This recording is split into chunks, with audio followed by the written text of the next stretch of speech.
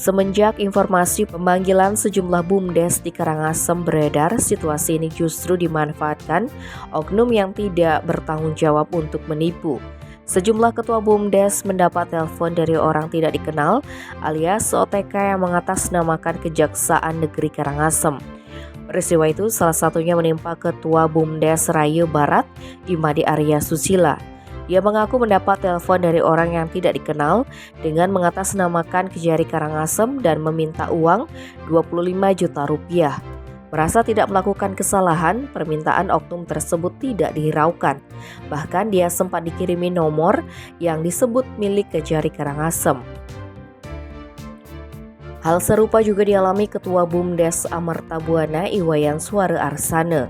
Terkait dengan hal tersebut, Kasintel Kejari Karangasem, Idewa Gede Semar Putra meminta agar jangan dihiraukan supaya tidak menjadi korban oknum tidak bertanggung jawab. Apabila pihak Kejari melakukan pemanggilan, pasti melayangkan surat terlebih dahulu. Tim Bali Express melaporkan.